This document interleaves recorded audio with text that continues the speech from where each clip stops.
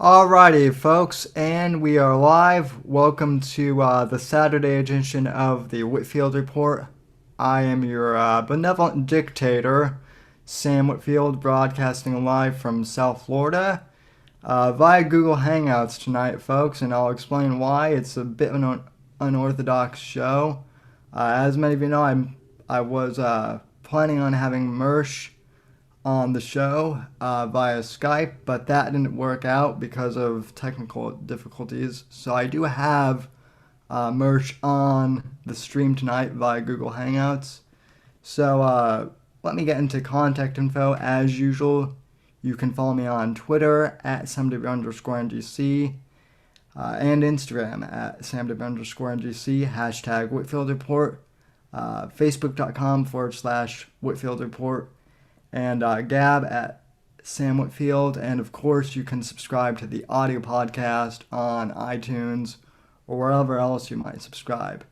And without further ado, I want to introduce the man of the hour, Mr. Mersh. So, how are you doing, sir? How you doing, man? I'm good. I was trying to enjoy a relaxing weekend, but that fell apart very quickly today. Yeah, so I hear you're having a bit of a bear infestation problem, just like the rest of us are.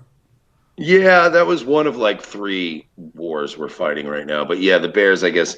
I did notice like after Owen was not live last night that I got an infestation of people just, the standard thing, calling me a sodomite, calling me short, calling me dumb, the usual middle school sort of insults. So I'm dealing it. I'm dealing with it. But honestly, I've been really blessed the last few months that I don't really have to worry about. Like I've gotten over dealing with negative comments and the dislikes. They can say whatever they want. Like I actually spent time today, like in Discord and on the phone, having productive meetings with very large content creators, bigger than Owen Benjamin. Um, Oh yeah, but none so of none of them are as smart as he is, right? He has 147 IQ. None of us can forget that Yeah, it's ever. 147 IQ. No, it was confirmed. It was confirmed by his mother, and he's legitimately he's smarter than all the scientists at Oxford. He's come out about that, and clearly, I mean, after 1 hour of watching Owen Benjamin on a stream, obviously your IQ goes up exponentially. Yeah, it goes up in the other direction somehow. So, well, one of the reasons I wanted to bring you on was because I've been getting a lot of hate comments from Bears saying that, oh, Mersh is just a troll going after the Bears and whatnot. But you actually have a background and a history in podcasting / streaming and in comedy too. So I wanted to give you an opportunity to just briefly share your backstory with this audience. What are you all about, Yeah, basically? sure. I started off just being like a guy who sold weed and just whatever to get by and just did my thing. And then I started doing radio. I always wanted to do comedy and stuff, but radio was a good way to like hide from an audience Mm-hmm. and just do it. So I did radio. I didn't like radio because then I realized radio nowadays just consists of being like, hey, any money coming up at the Civic Center, and it's brought to you by Miller Lite, and here's Skinner. Like, and it just was boring. And every time I tried to break the mold, I'd get fired. And I did stand up comedy, and I did okay at that, but it was still any comic will tell you it's like basically 10 to 15 years of just struggling and wanting to kill yourself, Yeah. making no money. And so I ended up doing podcasting, and I did well at that. Then I had a big public meltdown a few years ago, and kind of disappeared for a while. And then I got back into like the strip club business, which is what I used to work in whenever I was, not on tour, and got back into just strip clubs for years. And then Royce, who I've worked with before, we were talking about doing another show. We started doing ROTC, and just as a way to like kind of fight the culture war, because the right wing is tragically uncool and not funny, and we wanted to try Yeah. to change the perception. So we're like, well, what if we're just right wingers, like we are anyway, and we just are just dicks? And we'll just try that, and it's been working. One of the things I really appreciate about your show, because admittedly, I'm a newer follower, but one of the things I've noticed in about the month and a half, 2 months I've been following you guys is, you guys shit on both sides of the aisle equally, the left and the right, which I really, like because if you notice, namely with Crowder, he loves to just own the libs and, you know, point out the hypocrisy of the left, but then he'll have people on like, you know, alleged pedophile Anthony Yeah. Cumia. Yeah, it's Or, like not only that, but he also is like, oh, we're gonna trigger these snowflakes, but like he never actually says anything that we don't already know. Like, yeah, the Second Amendment's awesome, the First Amendment's awesome, but what else? Like he doesn't really have any substance, and he'll go and he'll go to college campuses and kick these college kids around.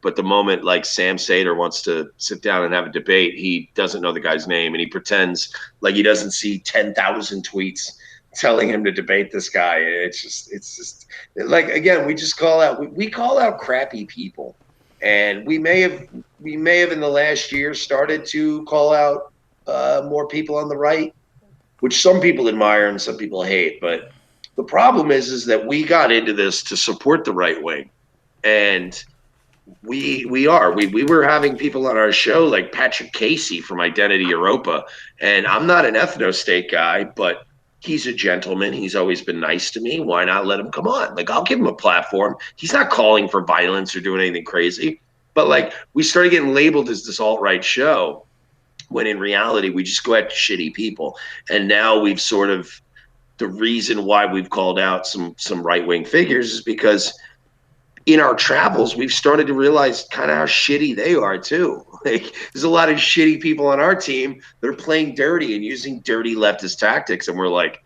but that's not us. That's not supposed to be us. So, we started calling out the Cernoviches and the Cassandra Fairbanks and all these other fake conservatives. yeah, I've noticed too, it's just like a huge cash grab as one. I mean, and I've been doing this podcast thing for a long time as well. And I mean, I don't want to name people on stream here, but when I jumped on the Trump train, I did not do it for cash or anything. I did it because I mainly liked Trump. And one of the things I had to contend with was my audience used to consist of a lot of people who were never Trumpers, and Mm-hmm. they started jumping off and saying, "Hey, watch out because we would hate to see you discredited once Trump loses." And I'm like, well, either here are the two options we have. Either we have Trump or Hillary. Trump's not a perfect guy. He admits his flaws, but I would much rather take an imperfect man who has flaws than Mm-hmm. basically one of the worst people in the world, I believe.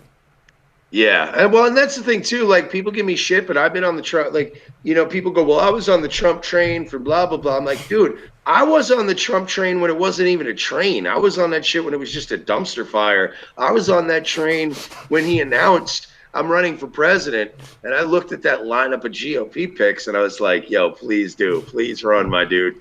And I was an early back when he was a joke candidate.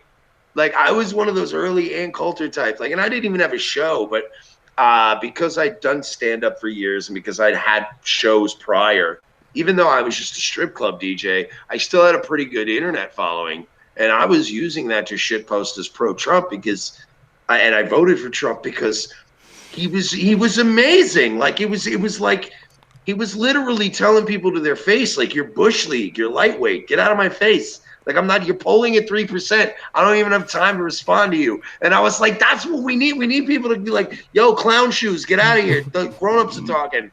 And, when people are, you called women fat, and he goes, just Rosie O'Donnell. Like, I was like, I love this dude. Like, he's not, I've Yeah, always believed, long before Trump, I always believed that, because trust me, as a man who's had many controversies myself, the best way to navigate a controversy is to just be yourself, be real, and go, yeah, I fucking said that. What are you gonna do? Like what do they when they come to you and go, did you say on January 19th that we're gonna put yeah, I said it. Like I make jokes, I say things like I'm not gonna sit here and that was what was so great about Trump is you had years of these politicians and they would play a videotape where they said something and they'd go, yeah, but I didn't mean that. I didn't really say that. And you're like, yes, you did. Whereas Trump's like, yeah, I called Rosie O'Donnell fat. She's a fat pig.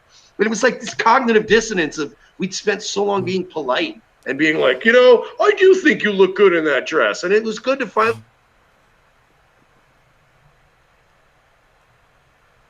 Uh,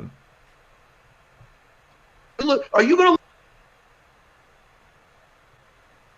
are you back? I think you've. Yeah. I I Sorry, that was a weird issue there. I don't know what happened. I think Google is already trying to censor both of us for you know I don't usually go that route. Like I don't even play off that like, oh, we're being shadow banned. Like usually it's it's a yeah. massive company and they're streaming like thousands of videos. Like I only get paranoid when I start seeing that like you're put behind a block list or you're not monetized. That's when I start calling out the what's. Yeah, no, and I'm saying that mostly as a joke, just because it happens.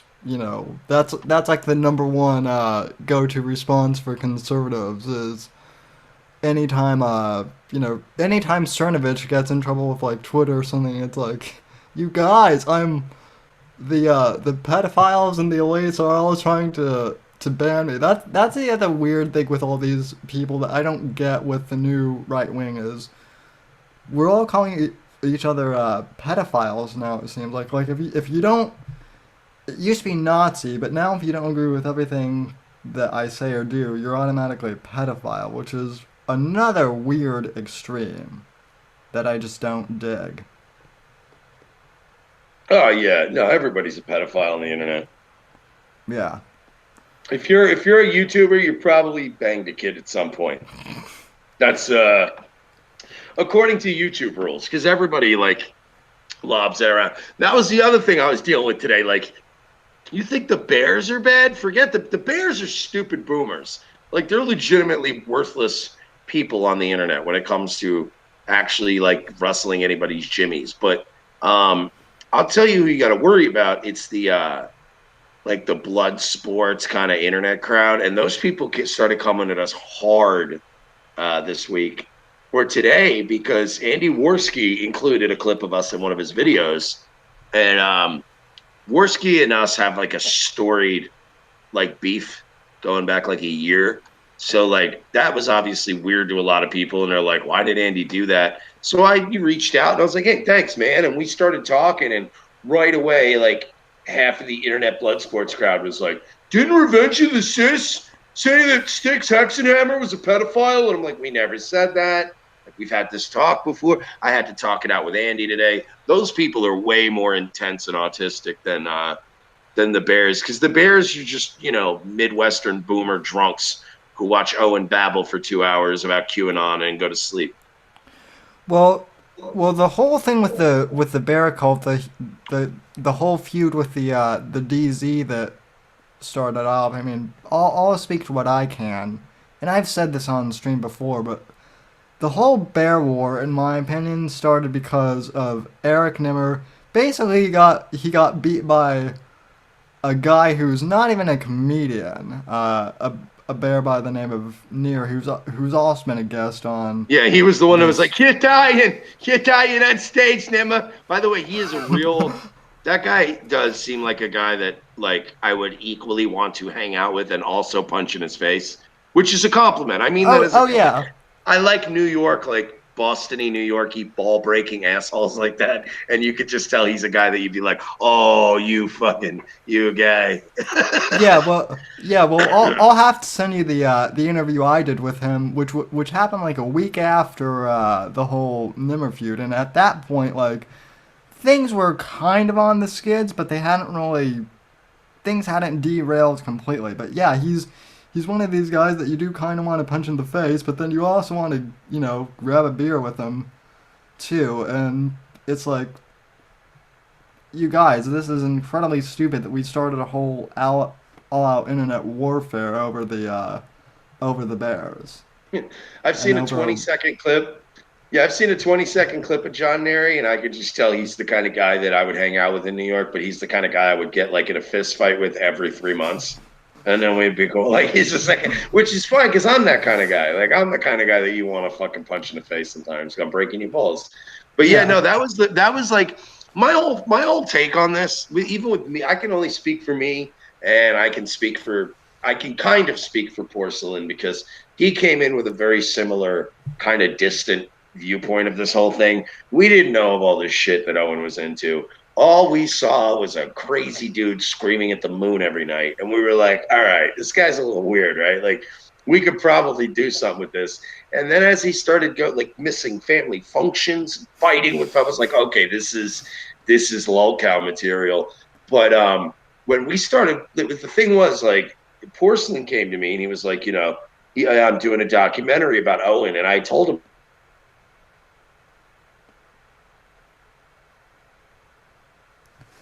like, Uh, hello, yeah. I'm cutting out again. Sorry. Hello. Yeah, I'm here. I got the part where you said and porcelain came to me, and Yeah, then no. So Porcelain came to me and was like, I'm doing a documentary about Owen. And I was like, dude, a few months back we trolled him. And he goes, oh, if you got the clip, I'll use it. And I was like, all right. So, but then I couldn't find it because it was actually when I caught a YouTube ban. So Twitch deleted the video. And but it was like, he was just at his house inside one night on his phone, like babbling. And we were live on Nightwave, and I sent all the trolls in his chat, and I was like, "Everybody, call Owen out. He's on drugs." Everybody's like, "Hey, are you on drugs?" And he panicked, and he ended the stream. And like, yeah, I I remember could, that. yeah. So we were just busted balls, and I was like, "Oh, let me see if I can find that clip," and I couldn't. But then I was curious by Porcelain bringing him up, so I started looking into him, and I'm like, "Yo, he's nuts." So then I was like, just kind of lightly trolling him and messing with him a bit, and I saw quick he was to ban. Like, that's like, dude, I'm a troll, which is an internet bully. If I see a Yeah, weakness, I'm going to hone in. So I brought, the Nightwave and the ROTC fam in, and we started. And then Royce came back from vacation, so then we made it a big thing. And we started getting like where it was a rivalry, and we were messing with them. And then that's when Chuck and some of the Danger Zone guys came to us, and we're like, do you know the whole story with this guy? And we were like, no, what's up? Like, I'm like, I know a guy doing a documentary right now. So like, we started group chatting, me, Chuck, and yeah. Porcelain, and that's when Chuck's like, yo, we got this. And of course, me and Porcelain, we didn't know them. We didn't know Chuck from Adam at that point. So we're like, obviously, we got to make sure this is legit. And we all did our own stuff. And then we were like, yo, this Nimmer and Owen they're kind of pieces of shit. And then that's when we started going down that road of like, we got work to do. Well, I remember when you guys thought that Owen was just kind of like a sad mess, and then I think it was about a week or two ago on one of your streams. I think it was either you or Royce said something like, "Dude, like Owen's a legit psychopath," or something to that effect. And it was one of those moments like, "Yes, you guys are finally seeing what we've been seeing for months." Yeah, I wouldn't label him a psychopath only in that like, a psychopath clinically would be a guy that like, strangles puppies and, fucking rapes children just because it gives them a thrill. Like that's a psychopath. Like to Right. me, he's legitimately though venturing into borderline, well, he's easily borderline personality disorder, but they like if you took him right now, he would get BPD and NPD. He would get that diagnosis right out the gate. But Yeah.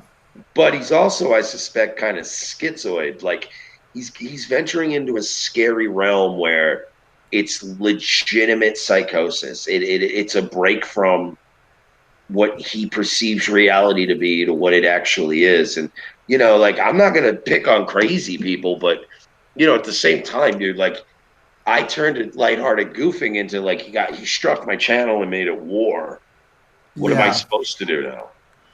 Well, I mean, he also this was brought up in the documentary as well. He brought up a he I mean he attacked a full blown disabled comedian a few months back for simply making jokes about his low ticket sales. He didn't attack him literally, but he basically sicked the bears on him, and this comedian was getting a couple of actual death threats from the bears, Yeah. which is Well, that's a certain level where I can't.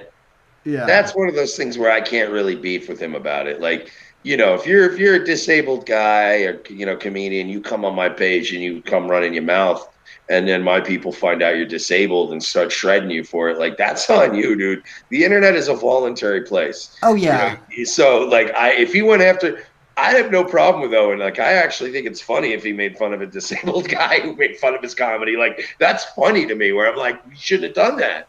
But when he's going after this kid who just says, "Hey, I don't think Jason Momoa is actually a pedophile, Owen. yeah. You might want to look into that more." And he goes, "Fuck you! Let's get the Bears after him." And it turns out the kid just wants to grow up to be a pastor. And you're like, "All right, Owen, you gotta." To me, when if you go, "Hey, I think Mersh sucks," and I go, "Well, fuck you. You're in a wheelchair, or whatever." Like, that's not as bad as when I say, "You know what? Hey guys, Sam Whitfield tried to murder my children. Here's his first and last name. Here are 4,000 people. Kill him." Like, that's where I go, "All right, you know what? I got a problem with that now. Like, now we have beef." Yeah. And supposedly with the wheelchair comedian, I mean, I still have to talk to him about this because I really don't have a problem with him and Owen beefing and roasting on each other. But the problem I do have is I guess the Bears did send him like you know internet threats. Which if that's the case, then obviously I'm not cool with that. But I even think that's so, I think that's more indicative though of Owen and the sort of cult like fan base that he cultivates, because that's yeah, that's the whole thing. Like, we had to kick somebody out of our fan base last night, and we've only had to kick three people out of our fan base. We've been around for a year and a half, and we've only had to disavow three people in that time. But the thing is, we disavowed those people very publicly, and it's done in a way where they're never allowed back. And you have to do things like that to establish a code of behavior.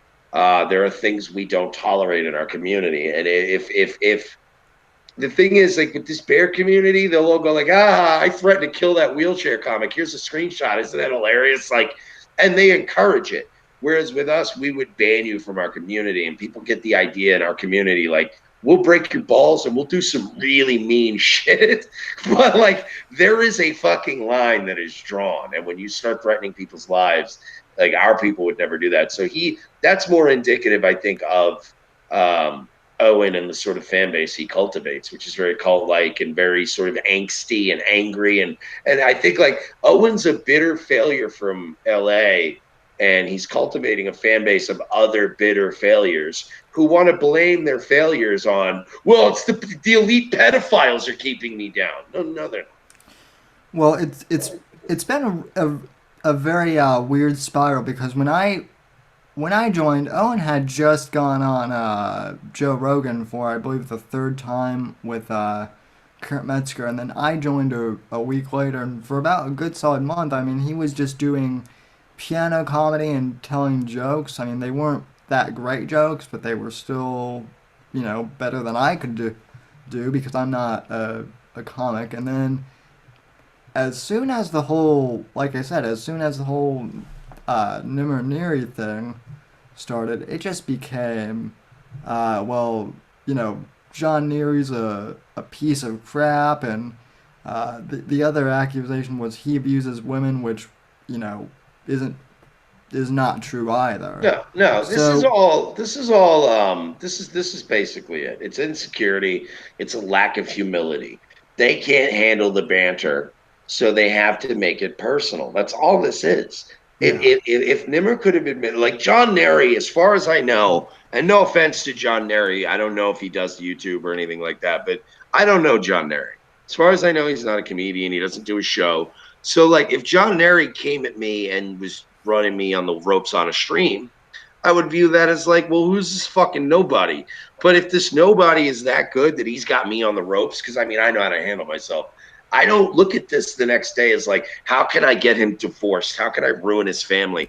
I would go, hey, who's that guy that fucking destroyed me the other night? Can we get him to let's get him to do some content. Let's figure out a way for him to do content and me make a few bucks on it and he make a few bucks on it. Like I'm an opportunist. And Right. this idea that like you can't be humble and go, all right, so I took a little like, Rocky 1, the whole point of that movie was, Rocky didn't win, but he really gave Apollo a fucking beating and embarrassed him. And you got to have some humility and go, I want that rematch. Let's make some money on this. Yeah, yeah, exactly. I mean, and the thing it is, I think he and Nimmer at one point actually did kind of make amends, but it was Nimmer's sub fan base too that flamed the fires and they were like calling Nero racist. Now this is the other thing I wanted to bring up regarding this whole bear thing because it's interesting what you brought up of you've only had to disavow three fans. You and Royce are very clearly in control, I should say, of the ROTC fan base. Uh, Nah, not really. Well, no, I'm sorry. You continue. well, in control in the sense that, you know, for the most part, everyone can do their own thing, but you guys do have lines, and one of the comments I've been getting, and one of the comments Chuck has been getting, because all I've said is that in my mind, Owen is at fault for the Nimmer thing, partially because he did bring Nimmer up as a public figure. I mean, he made him a public figure, so he can't he can't really get away from that. And all of these bears are like, well, Owen didn't know about Nimmer's stolen valor, and I'm like, well, still though, uh, Nimmer is his sidekick slash business partner. It is kind of his responsibility as a public figure that he should know some of this stuff at least. Oh, yeah, yeah, yeah. If you mean control in terms of knowing what's going on in our Yeah, community, absolutely. But that's not like we definitely don't. We would if we wanted to control people, we would just be another group of spurgs on the internet. The reason why our community is so awesome and so kind of tempting to join is because it really is like a libertarian utopia. Like we don't really our Discord is like a thing of beauty. Like it's people are having fun and joking and planning to go and downvote videos and fuck around, go troll somebody on their video, make them like, scream and get it sound clips. Like everybody's having fun. There's never any like, hey, let's dox this guy, let's fuck this dude's life up. Like we don't want to attract the sort of people who are attracted to those things. We want to attract people that are dicks, but creatively so and funny. And like, I want people that if I come up with something and it's not a good look, I want people in our community to go like, I don't like this, dude. I don't like where you're going with this. And you're not going to get banned for life. I might tell you to go fuck yourself and disagree with you and go, I'm doing it anyway. Stop me. But there's never like this, well, you're banned. You can't speak ever again. It's just, well, yeah, all right, fine. Maybe you're right. Maybe I'm being a piece of shit right now, but fuck this guy. And people go, well, all right, I guess we got to live with it. yeah, yeah, exactly. So I know I'm kind of jumping around, but I'm curious to know, since you are a Trump guy, what do you think of this state of emergency regarding him wanting to build the wall? It's like anything else. It's got pros and cons. Um, like I definitely, I think that the pros are obviously outweigh the cons in my opinion. I want this fucking wall, dude. We didn't vote for Donald Trump. We voted for a wall, and we voted for freedom of speech, and we voted for the Second Amendment. We voted for the person we thought was going to espouse those values. So, in my opinion, whatever we got to do, whatever our president we elected has to do to get this wall done, I'm game. So if he has to, now the only thing now I know people are saying, but that sets a precedent. What if they take our guns with the wall? Well, they're not going to do that because there's a difference between I'm using a national emergency to build a fence that doesn't affect your life, or we're going to go try to start manually taking guns away from hundreds of millions of Americans. One's way messier than the other, man. So I'm for it, man. We got to get the wall done. I was getting pretty pissed that he opened the government back up and he kind of cucked. So he's trying to get it done. Let's do it. I Yeah, like it. I kind of have to agree. I would also say on mine too because I've been hearing lots of stuff. Well, doesn't this set a dangerous precedent? Like, what if Democrats got elected and they wanted to make socialized healthcare a national emergency or something like that? And I just have to say I think this is way different because Trump has actually made the case for why the border is a national security issue, Yeah. whereas they haven't with socialized medicine or whatever they're trying to push now. Well, yeah, and that's like people in your chat right now are saying like, well, the bill is amnesty and all that. Well, the bottom line is, guys, uh, we got these people in here anyway. We need to stop the flow of the people coming in. And look, if he's got to make some fucking sacrifices, so be it. But I will tell you this: all you people out there that think that 100% of Hispanics that come here and get like legitimized are going to vote blue, you're insane. Okay, you got to stop thinking that way. You know who your enemy is? If you don't want the Democrats to take this country over, you know who your enemy is? Guilty, rich, white liberals. Those are the people trying to fucking destroy you. Not a bunch of Mexicans that may get amnesty, and if they get amnesty, they'll now be legalized Americans. You guys think that they're all going to vote blue? You're nuts. Exactly. You guys want to keep this country? Win the culture war. Bottom line, win the culture war. Stop listening to QAnon and backers for Trump and all this other cornbread bullshit. Stop listening to the Brendan Dillies of the world. Start listening to the Sam Whitfields of the world, because this is how you're going to win the culture war. Not with this horse shit. Well, all beaners and women vote Democrat. Well, it's not true. You need to guilty white liberals and the city folk are your enemy. Yeah, exactly. That's something that one of my co-hosts on my Sunday show brings up all the time is the urban population. I mean, that's why the so many of these states like California are so blue, and same with New York. I know lots of people out in California who are diehard conservatives, but they can't do anything because they're surrounded basically by metropolitan areas like LA, which are just leftist hotbeds. So, Yeah, and that's just how it's going to be. But if we can get a wall, I think a wall is a step in the right direction. Everybody's worried about amnesty. Well, I got bad news for you. These people are already here, buddy. They're already sucking us dry. So if we can build a wall, keep any new ones from coming in, and start fucking crushing these other ones for tax revenue, then Godspeed. Guess what? Once they start paying taxes and they're legitimized, you're going to see a lot more of them voting Republican. Don't worry. yeah, I think a lot of them actually do want to be here. I mean, obviously there's a large number of people who are coming over just to smuggle drugs or and Trump's going to get those people out once this whole wall becomes a thing and once we figure out amnesty, if we figure it out. So, yeah, it's just going to be a major process.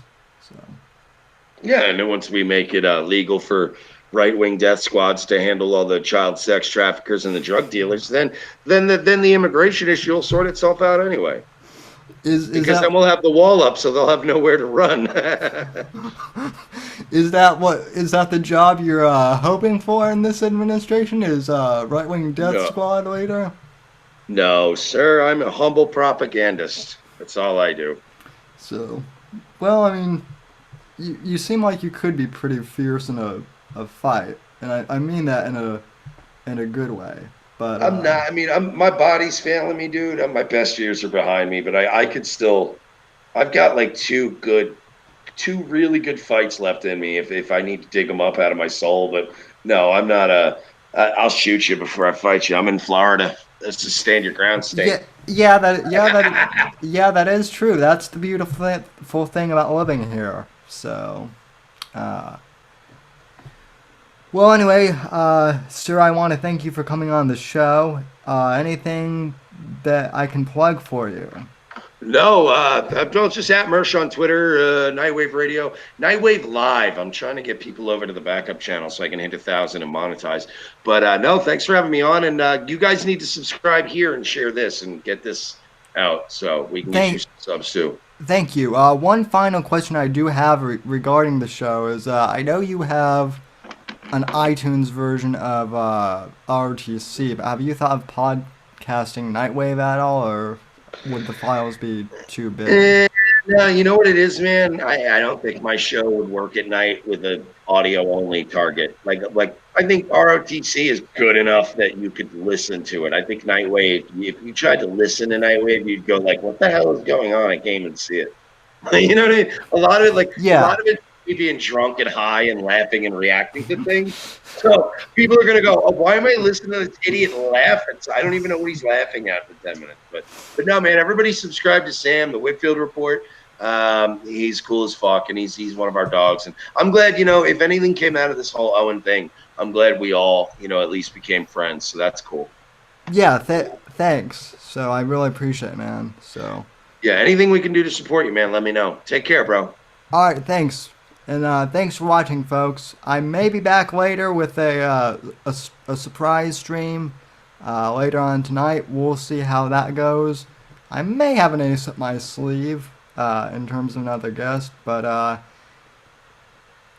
regardless, thanks for tuning in for this segment of the show, and God bless and God save this great nation.